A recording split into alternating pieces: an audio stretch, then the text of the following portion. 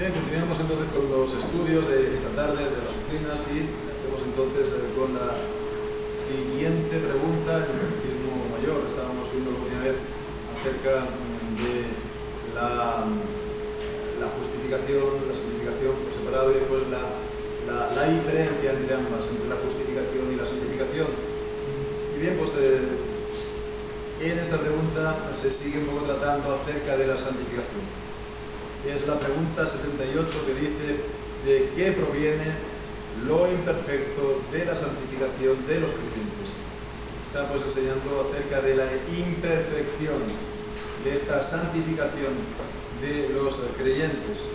La respuesta que nos da el catecismo nos dice lo imperfecto, la imperfección de la santificación en los creyentes proviene de los restos de pecado que aún quedan en cada parte de ellos, y de la lucha de la carne contra el espíritu, por lo que ellos son perturbados frecuentemente por las tentaciones y caen en muchos pecados. Son estorbados en sus servicios espirituales y sus mejores obras son imperfectas e inmundas a la vista de Dios. Entonces nos acordamos de lo que habíamos visto la semana anterior, que la justificación era perfecta e igual en todos los creyentes, en esta declaración de justicia que Dios hace, nos declara justos, y es una justicia irreversible, irrevocable, y es siempre continua, ni crece, ni se mengua, ni se pierde. Ahora bien, la santificación es distinta, porque aquí sí que interviene lo que se dice el factor humano, ¿no? Que hay diferencias entre los creyentes. Son dos creyentes, son igualmente convertidos, han conocido el Evangelio y están en el Señor, ¿no? Pero hay creyentes que avanzan más en la gracia y que avanzan más en la santificación de la santidad. Hay otros que avanzan menos. Hay otros que avanzan, pero a veces te sorprenden de caídas que puedan tener. Hay otros que siempre están un poco caminando como a gatas, ¿no? Con todas las advertencias que nos da la palabra, ¿no? Acerca del peligro de estar en Cristo y no tener un crecimiento aparente. Lo estuvimos viendo el viernes, nos acordamos, ¿no? Acerca de estar continuamente necesitando leche espiritual y no alimento sólido, como dice Hebreos 5 y Hebreos capítulo 6, ¿no? No vaya a ser que sea al final reprobado, no sea un réprobo y no haya conocido verdaderamente la bondad, la misericordia y la gracia de Dios. Entonces, aquí ya vemos, ¿no? Se está afirmando este punto que es importante, ¿no? La santificación de los creyentes es imperfecta en esta vida. Bueno, sí, claro. Entonces, unos más, otros menos, claro, entonces es imperfecta, ¿no? La cuestión es que la santificación de los creyentes no puede ser perfecta en nadie en esta vida. Ese es, digamos, el punto, ¿no? Porque hay, sabemos, ¿no? Otras corrientes en el cristianismo que plantean, digamos, lo contrario, que sí que se puede llegar a ser perfecto en esta vida, en el sentido de ser perfecto en cuanto al pecado. Pensemos, ¿no? Pues lo más claro, ¿no? La Iglesia Católica Romana, con su batallón de santos. ¿Quiénes son estos santos? Los que ellos determinan, ¿no? Después de la muerte, ¿no? Pero imaginémonos que para que se haga esto, se les hace incluso un juicio. Y que tienen en ese juicio hasta un sacerdote, entre comillas, que hace de abogado del diablo. Es decir, que va a estar mirando en la vida de la tal persona para ver si había cometido, todavía tenía algún pecado. bueno, si pasa, digamos, el juicio y es positivo, entonces ya sí, ya se le declara oficialmente, ya vía libre a que la gente pueda orarle a él, interceder, etcétera, ¿no? Y dedicarle capillas y etcétera, etcétera, ¿no? O sea, darle un culto, una honra, como si fuera Dios. Bueno, pues entonces, eso está claro, ¿no? Para ellos, ¿no? Con toda esta parafernalia, con todo este juicio, está claro, ¿no? Se puede llegar a ser perfecto, ¿no? Los que lo alcanzan son los santos, ¿no? Entonces, los cristianos normales, ¿no? Los que tienen su vida, su familia, sus problemas de cada día, que no están dedicados al 100%, ¿no? O que no son monjes, o que no son, pues bueno, que no son sacerdotes o lo que sea. Entonces ellos son cristianos de segunda categoría. Esto es la Iglesia Católica Romana. En el mundo protestante también tenemos visiones que no son tan fuertes, por así decirlo, ¿no? Pero viene a ser casi lo mismo, ¿no? En el mundo arminiano, aquellos que piensan que Dios no elige incondicionalmente, que Dios elige porque ve por adelantado nuestros méritos, nuestra fe, nuestra obediencia, entonces lo ve que lo vamos a hacer y nos elige, ¿no? Entonces, en toda la manera de pensar de ellos, la salvación se puede perder, pero también el pecado no es una cosa tan grave, ¿no? En la salvación los hombres colaboran en ella y, por lo tanto, al final, si el pecado no es una cosa tan grave, teóricamente puedes llegar a ser perfecto. Puedes llegar a ser perfecto en esta vida. Entonces, ¿quiénes son estos? Pues digamos los metodistas, ¿no? Al principio eran los metodistas y después los tales, pero también la mayoría del mundo evangélico que sea arminiana, ¿no? Lo sepan ellos o no lo sepan, ¿no? Este nombre, pero que piensen en la salvación de esta manera, que prácticamente la mayoría del mundo evangélico, por otra parte. Y por eso, pues entonces se puede llegar a pensar que como que hay un cristianismo a doble nivel, ¿no? Están los espirituales, ¿no? Aquellos que han llegado a un nivel de santidad muy elevado, son los perfectos, que pues, según ellos, según otros pueden estarse 5, 10, 15, 20 años sin pecar, ¿no? Sin pecar. Y después están los normales o los carnales, ¿no? La gente normal, ¿no? La gente del montón, que son solamente números, somos números, ¿no? Vale, estoy bromeando un poco. Pues bueno, pues entonces vemos, la cuestión es que estamos afirmando que la Biblia enseña claramente que la salvación, la santificación, perfecta, sin pecado en esta vida, es imposible para todos los hombres. Por lo tanto, es imperfecta para todos los hombres. No hay tal cosa como la perfección. Entonces, alguien podrá decir, bueno, ¿y entonces qué ocurre con textos como, pues, Génesis capítulo 17, cuando dice a Abraham en el versículo 1, yo soy el Dios Todopoderoso, anda delante de mí y sé perfecto? Antes incluso también a Noé, dice en el capítulo 6, versículo 9, estas son las generaciones de Noé. Noé, para un justo, era perfecto en sus generaciones, pero con Dios caminó Noé. O en el Nuevo Testamento, las palabras, por ejemplo, de Jesús, que dicen en Mateo 5 y versículo 48. Mateo 5, 48. Sed pues vosotros perfectos, como vuestro Padre que está en los cielos es perfecto. Entonces, Alguien dirá, pero mira, la palabra de Dios nos enseña, ¿no?, que podemos ser perfectos, ¿no?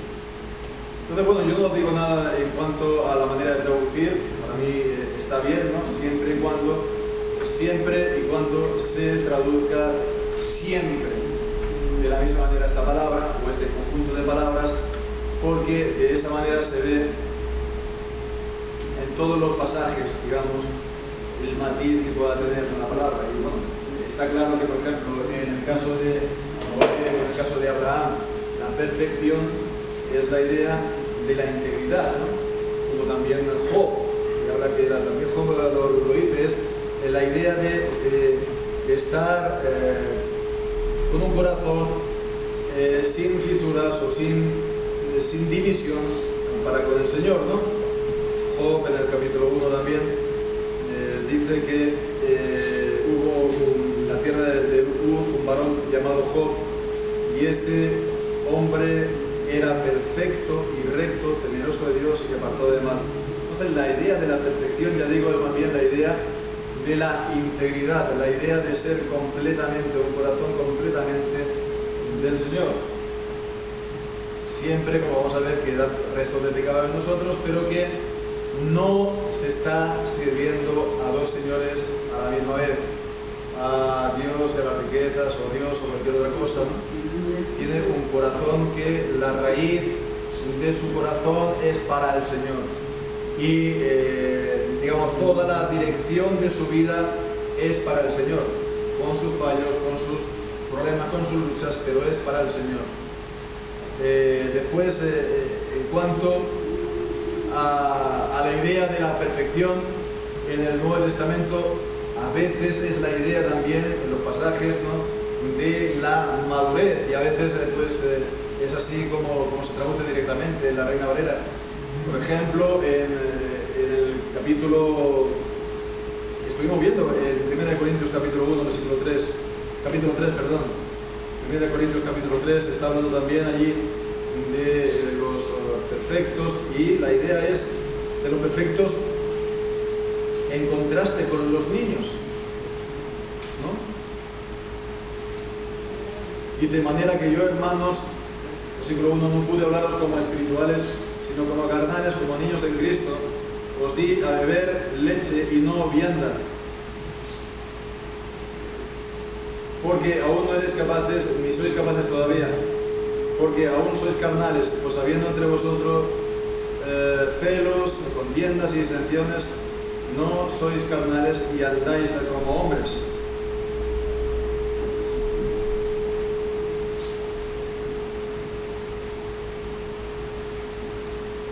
Pues es la idea del contraste, ¿no? Entonces, del maduro, que sería el perfecto, y el niño. Pero bueno, entonces podemos, digamos, centrarnos un poquito más en lo que nos dice aquí el texto, y podemos después, bueno, mirar los textos de la Biblia que nos lo propone, comentarlo un poco más, y después lo podemos también comentar entre todos nosotros un poco. Entonces, vemos que cada punto dice: lo imperfecto de la santificación en los creyentes proviene de los restos de pecado que aún quedan en cada parte de ellos, y de la lucha de la carne contra el espíritu, por lo que ellos son perturbados frecuentemente por las tentaciones y caen en muchos pecados. Entonces, sobre todo, la idea principal es que en los creyentes todavía queda el pecado original, ¿no? Queda el pecado original. Dice que aún queda en cada parte de ellos. En cada parte de ellos. El pecado original afecta a toda la persona, afecta a todas las partes del alma, ¿no? No es aquello que solamente afecta a mí la memoria, ¿no? No me acuerdo de nada. No, afecta a la memoria, afecta a la voluntad, afecta a cada parte de cada facultad del alma. Afecta también físicamente, de ahí que nos moramos, ¿no? Afecta a toda la persona. Entonces,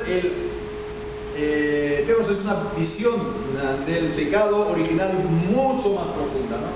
La total corrupción del pecado, la total corrupción de la naturaleza humana sin Cristo. total corrupción. No significa que seamos completamente depravados, sino que nos ha corrompido, nos ha afectado a todo nuestro ser, a la mente, a la voluntad, al cuerpo, a todo, ¿no? Entonces vemos el contraste, por ejemplo, ¿no?, con la doctrina católica romana, ¿no? La corrupción del pecado original se quita en un niño pequeño cuando se le bautiza. Nosotros bautizamos pequeños, pero no lo justificamos así. Esa no es una justificación bíblica. La justificación bíblica se hace por el pacto de la gracia, porque los niños tienen las mismas promesas que los padres. Bueno, ya en otro momento lo podemos ver con más detalles, ¿no? Pero no es para borrar el pecado original. La corrupción del pecado original queda. Entonces, según ellos, pues entonces el niño bautizado viene a ser como Adán en el paraíso, antes de pecar. Y para decir, no, pero el niño también tiene tentaciones, ¿no? O el niño o el adulto, ¿no? Tiene tentaciones y pecan, ¿no? Y bueno, pues entonces ellos dirán, bueno, Adán no había pecado, no había conocido el pecado todavía, pero tenía concupiscencia dentro de su interior y por eso pues llegó a ser tentado y cayó. Entonces vemos, es algo que en el fondo no te lo vienen a decir así, tal cual, pero sí, equivale a lo mismo. Según ellos, el bautizado y Adán antes de pecar deben ser lo mismo. Bueno, esto ha sido una herejía en el cristianismo. En los tiempos de los padres, en el tiempo de Agustín, ¿no? De un hereje que se llamaba Pelagio, ¿no? Aquí en España se llamaría Pelayo, ¿no? Es el mismo nombre, ¿no? Pelayo. Entonces era un monje irlandés que en los tiempos de Agustín de Hipona entonces enseñaba eso, que el pecado de Adán fue solamente el pecado de Adán, no se transmitió a su descendencia, y entonces pues como que estamos libres de ese pecado y tenemos entonces, depende todo de nuestras manos para ser salvos, para obedecer a Dios, para santificarnos, todo depende de nosotros. Las intenciones de este hombre, de este monje, podrían ser buenas para incitar a la santidad, a la santificación, no diciendo, oye, pues te tienes que forzar, etc. Pero vemos que lo explicó de la manera totalmente pues equivocada, porque la Biblia enseña la presencia del pecado original en los creyentes todavía. Vemos los textos que nos dan aquí en la confesión, en el catecismo. Primero, Romanos capítulo 7 y versículo 18. Romanos 7, 18 dice: y yo sé que en mí, esto es, en mi carne, no mora el bien, porque el querer está en mí, mas el hacer el bien no lo alcanzo. Y habla aquí, a continuación del versículo 20, del pecado que mora en mí, ¿no? Y si hago lo que no quiero, ya no lo hago yo, sino el pecado que mora en mí. Y el versículo 23, más veo otra ley en mis miembros, que se rebela contra la ley de mi mente y que me lleva cautivo a la ley del pecado que está en mis miembros. Entonces el pecado es algo interior en nuestra alma, en nuestro ser, y bueno, pues el Señor no lo ha quitado. Cuando nos ha regenerado, cuando nos ha dado nueva vida en Cristo, no nos lo ha borrado. Ni en el bautismo, ni al creer, ni al recibir el Espíritu Santo, ¿no? Entonces, hemos recibido de Dios la salvación, hemos recibido de Dios el Espíritu Santo, pero queda en nosotros esta corrupción, y entonces ahí está, vemos, ¿no? Este enfrentamiento, ¿no? Saltan chispas, ¿no? Entre nuestra naturaleza corrompida y el Espíritu de Dios y su obra en nosotros, ¿no? Entonces dice también Marcos capítulo 14, versículo 66 hasta el fin. Marcos 14, 66.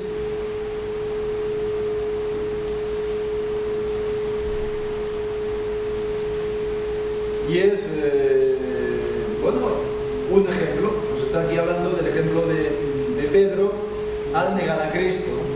¿Qué había sido predicho por Cristo? Cuando Cristo la noche fue entregado, le dijo, bueno, todos que estéis aquí me negaréis. Él dijo, no, pero yo, aunque todo el mundo te negare, yo no. Pedro estaba bien seguro de sí mismo. Y bueno, vemos que él no sabía realmente la corrupción que había en él, de su pecado.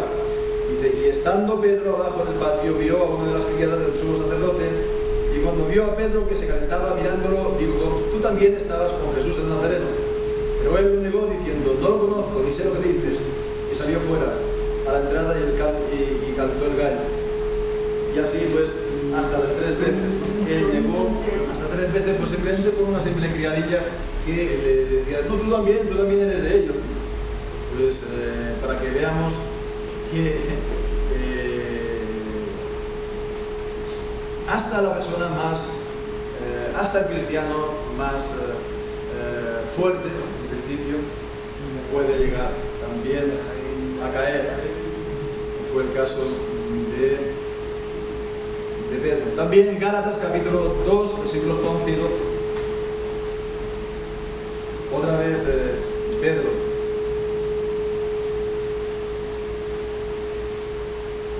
Y esta vez fue reprendido por Pablo. Pero cuando Pedro vino a Antioquía lo resistí cara a cara porque era de condenar. Porque antes que vinieran unos de parte de Jacobo comía con los gentiles. Pero cuando vinieron se retraía y se apartaba teniendo miedo de los que eran de la circuncisión. Y se lo vieron en su simulación también a los judíos, de tal manera que aún Bernabé fue arrastrado por la hipocresía de ellos. Mas cuando vi que no andaban rectamente conforme a la verdad del Evangelio, dije a Pedro delante de todos, si tú, siendo judío, vives como los gentiles y no como judío, ¿por qué obligas a los gentiles a judaizar? Entonces vemos otro ejemplo, otra vez del pobre Pedro, de pecado importante, ¿no? en un creyente, ¿no? Estaba simulando, estaba siendo hipócrita, estaba discriminando a otros creyentes por un motivo de su origen, ¿no? Bueno, pues entonces, ¿qué se puede decir, no? Si cayó Pedro 2 veces, ¿quién no puede caer, no? Entonces está ese conflicto, está esa debilidad en nosotros y hemos de ser conscientes de ello.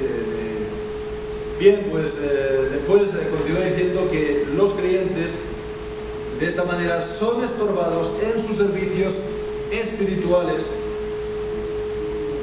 y nos da como cita Hebreos 12:1. Por tanto, nosotros también, teniendo alrededor nuestro tan grande número de testigos, despojémonos de todo peso y del pecado que nos asedia y corramos con paciencia la carrera puesta delante de nosotros. Aquí vemos el pecado, se nos está hablando de él como si fuera un gran peso, una gran carga, ¿no? Y bueno, pues la vida cristiana es como una carrera que hay que hacer. Entonces este pecado es una carga, es un peso, es un lastre, es una dificultad para nosotros, ¿no? Nos entorpece, somos tardos, somos lerdos, no entendemos, ¿no? El espíritu está dispuesto, ¿no? Quisiéramos hacer grandes cosas, pero después no podemos hacerlas y vemos lo difícil que nos cuesta, ¿no? Lo difícil que nos cuesta a veces, ¿no? Leer la Biblia, ¿no? No os estoy animando a que no lo hagáis, ni mucho menos, pero siendo conscientes a veces, ¿no? Otras veces no, estamos muy contentos y muy bendecidos por el Señor, pero hay veces que es una cuestión de disciplina, Entonces somos, ¿esto de qué proviene? Pues de nuestro pecado que nos entorpece, como cristianos. Y bueno, pues por último dice que sus mejores obras son imperfectas e inmundas a la vista de Dios. Y esto es grande, porque dice que las mejores obras de los creyentes, dice, son imperfectas e inmundas a los ojos de Dios, y da los textos, uno conocido de Isaías 64, versículo 6. Si bien todos nosotros somos como suciedad, y todas nuestras justicias como trapo de inmundicia, hablando de creyentes, el pueblo de Dios, todas nuestras justicias, todas nuestras obras de justicia son como trapos de inmundicia, trapos inmundos delante del Señor. ¿Por qué? Pues porque están contaminadas también de nuestro pecado. Vamos dejando, digamos, como aquel que va andando, ¿no? Y de los dibujos animados, ¿no? Que por detrás se va viendo el reguero de pólvora, ¿no? Pues así somos nosotros, ¿no? Vamos dejando el reguero de pólvora por ahí donde pasamos y a veces, bueno, cae una chispa y explota, ¿no? Pero bueno, vamos tiñendo de nuestra imperfección, vamos manchando de nuestro pecado aún nuestras mejores obras. Aún nuestras mejores obras. Alguien puede decir, no, es que me extraña tanto que Lutero haya sido así con Zwinglio, o el reformador Calvino, o esto o lo otro, ¿no? O aquel pastor que era tan bueno que haya pues, hecho una cosa así. ¿No? Si aún sus buenas obras son como trapo de injusticia, ¿cómo no puede ser esto? ¿Cómo no se puede dar? Son simplemente hombres. Y eso no invalida ni la obra que Dios ha podido hacer a través de ellos, ni la enseñanza de la palabra de Dios. Al contrario, la confirma. Después, Éxodo, capítulo 28 y versículo 38, que es la santificación del sumo sacerdote, ¿verdad? Aarón. Dice, capítulo 28, versículo 38, y estará sobre la frente de Aarón, y llevará a Aarón las faltas cometidas en todas las cosas santas, incluso vemos en los actos de culto, en las cosas santas, que los hijos de Israel hubieran consagrado en todas sus santas ofrendas, y sobre su frente estará continuamente para que obtengan gracia delante de Jehová. Eso son las vestiduras de los sacerdotes, la consagración de Aarón, es el capítulo siguiente que digo. Bueno, pues entonces, veamos, ¿no? Está claro lo que nos enseña la palabra de Dios, ¿no? No se nos quita este pecado original, su corrupción, ¿no? Sí que se nos quita su culpa en la justificación, ¿no? En la justificación se nos quita completamente la culpa, pero en la santificación no se nos quita totalmente la corrupción. Sí que se nos quita su dominio sobre nosotros, de manera que podemos, por eso, avanzar en santidad, ¿no? Entonces, bueno, pues hasta aquí tenía más cosas, pero lo podemos mirar todos juntos, ¿no? O podía yo, pues, hacer unas preguntas ahora, si me permitís. Entonces, la primera, ¿por qué Dios entonces, o para qué Dios ha podido, pues, querer dejar el pecado en nosotros, ¿no?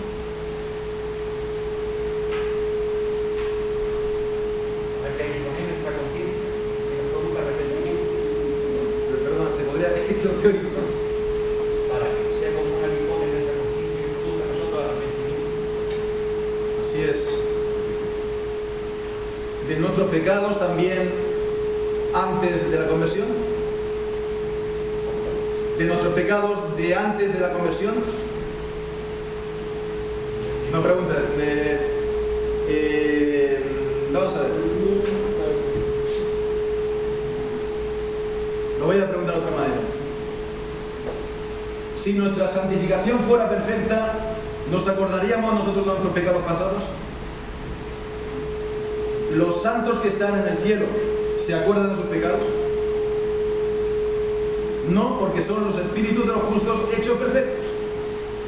Esto es otra prueba más de la imperfección de nuestra santificación, ¿no? Y así, por lo tanto, nuestros pasados pecados, ¿no?, de antes de la conversión también nos lleva a lo que tú dices, ¿no? A aguijonear nuestra conciencia, a humillarnos, ¿no? También a lamentarnos, porque bueno, nos ha perdonado el Señor, pero fuimos nosotros que hicimos eso, ¿no? Entonces, por ejemplo, para de esa manera humillarnos, ¿no? humillarnos, hacernos humildes. ¿Para qué más? Para hacer la obra redentora de expiación. Para que sea la obra de Dios de expiación, ¿no? Que sea Dios quien haga la obra enteramente en nosotros, primeramente por la expiación y después también la santificación, ¿no? ¿Decías? Para probar nuestro amor a Él. Si fuéramos perfectos ya, no habría nada que probar. Entonces, muy bien, porque aquí está la cuestión esta del Salmo 139 que hemos comentado, ¿no? Para probar nuestro amor con Él. Dios no necesita saber. Dios sabe, ¿no? ¿Qué dice Pedro a Jesús, ¿no? Me amas, ¿no? En el final de Juan, ¿no? Señor, tú sabes todas las cosas, tú sabes que te amo. El Señor sabe todas las cosas, no tiene necesidad el Señor de probarlo. ¿Para qué el Señor no lo prueba?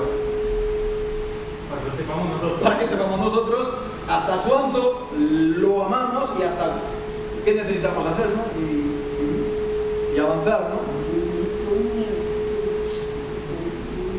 El Señor podría permitir también caídas de sus santos como advertencia, además. Mira, si Lutero ha caído, vete tú con cuidado, ¿no? O si Calvino ha caído, o si Wesley u otros no han caído, ¿no? O ese gran pastor, gran predicador ha caído, vete tú con cuidado. ¿Qué es lo que dice entonces? Primera de Corintios, ¿no? Primera de Corintios, capítulo 10, versículo 12. Si lo tenga, lo puede leer.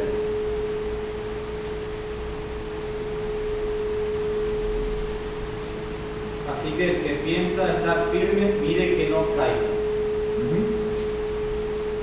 Y el Señor lo permite esto, por ejemplo, nos exhorta con ejemplos, ¿no? El ejemplo de David, ¿no? Está bien claro, el ejemplo de Salomón, el ejemplo también de caída, ¿no? Pues de Jacob, Abraham, para para los patriarcas. Realmente la historia de los patriarcas es la historia de la gracia de Dios en los patriarcas, ¿no?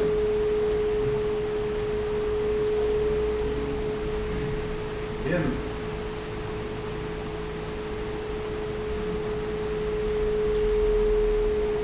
El Señor dejó a los, aparte de los amorreos en Canaán, ¿no? Para que los israelitas, ¿no? En el tiempo después de Josué, se enfrentaran a ellos, ¿no? Y esto es una imagen, una ilustración también de nuestra santificación, ¿no? El Señor deja también esos restos de pecado para que nosotros no nos volvamos, decimos, bueno, ya soy perfecto, ¿no? Ya no tengo que esforzarme para nada, ¿no? Como tenemos esa oposición, esa lucha, tenemos que esforzar, ¿no? Entonces, pensáis, esta pregunta que os hago, que es cierto lo que pensaba a lo mejor Pelayo de Agustín, ¿no? Esto que está diciendo de los cristianos, lo único que va a hacer es que los cristianos se relajen, ¿no? Y que pequen. ¿Pensáis que eso es así?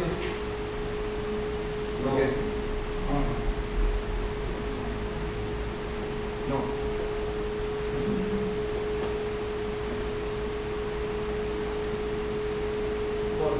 Esto podría ser una manera de distinguir quién de verdad ama a Dios y quién no. Si diciendo esto uno lo toma como licencia para pecar, se está dejando en evidencia a sí mismo, ¿no? Y los verdaderos cristianos no tomarían nunca eso como un pretexto para pecar. Entonces, así como Pablo dijo que es necesario que haya herejías para que se manifiesten los aprobados o los reprobados, esto podría ser similar y quedaría refutado el planteamiento de Pelayo. Podría ser, por supuesto. Para que se manifieste quiénes son los aprobados, ¿no? Como dice Pablo, ¿no? Cuando está hablando de las disensiones, de las divisiones y tal, ¿no? Pero sí, vendría a ser algo parecido.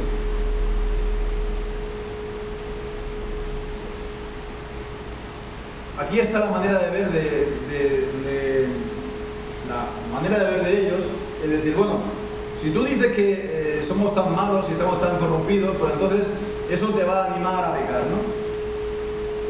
Eso es una manera de ver las cosas. La otra manera de ver las cosas es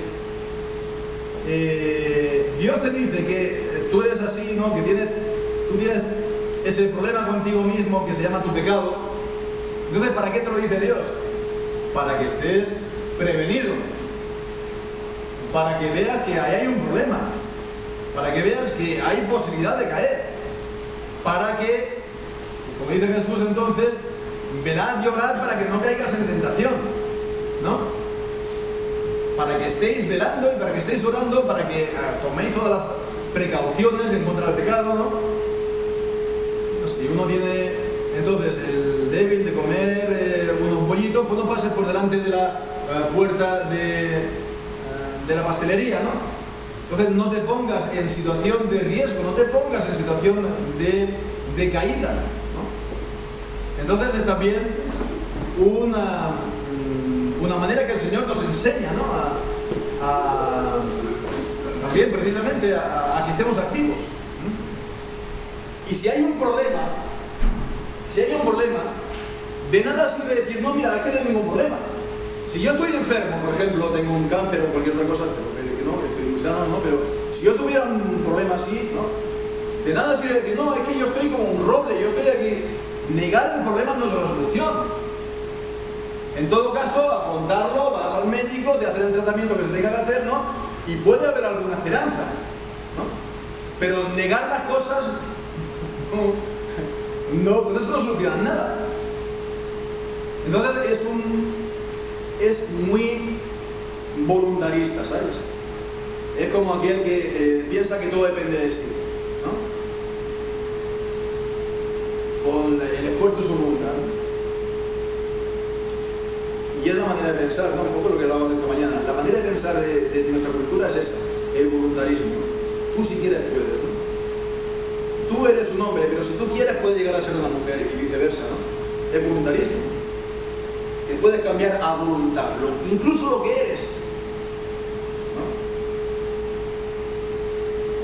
Entonces es confundir los deseos nuestros con la realidad, o es negar los problemas, y eso no es la solución. Pero sí, tenemos que esforzarnos en la gracia, tenemos que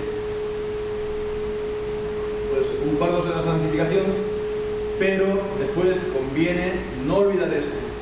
Incluso nuestras mejores obras son trapo de inmundicia. Y entonces, la última pregunta, ¿no?, que quisiera hacer a esto. ¿Pensáis que todo esto que estamos viendo tiene algo que ver con la enseñanza católica romana, por ejemplo, de los méritos? De los méritos. De los méritos.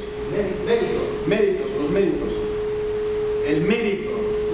Que la Iglesia Católica Romana enseña que hacemos méritos y que Dios, pues, hacemos méritos y Dios nos da más conforme a nuestros méritos.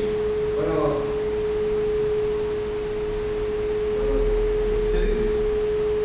sinceramente que para ser santo lo que cae en el cielo, ¿no? Por los apóstoles o los profetas. Entonces de ahí pues de que yo tenga que multiplicarse, pues yo me puedo multiplicar mediante la oración, pidiéndole a Dios que esto abandone de mi defecto de sistema, ¿no? Pero de ahí pues sigo siendo humano, ¿no? Sigo siendo un perro de un antes carnal, ¿no? Entonces tampoco me da ni para el monje, ¿no? Entonces si a mí me viene a decirse un monje aquí o un cura que me quita los pecados poniéndome la hostia en la boca, yo creo que está engañando, ¿no? Entonces, ¿qué sucede? Que se dice la Biblia o se dice el Señor a la primera para seguir los pasos. Dice, si para seguir los pasos, se dio a unos apóstoles, entonces, mejorando, ¿no? Porque si no, pues, yo lo digo antes, o si no, pues todos fueran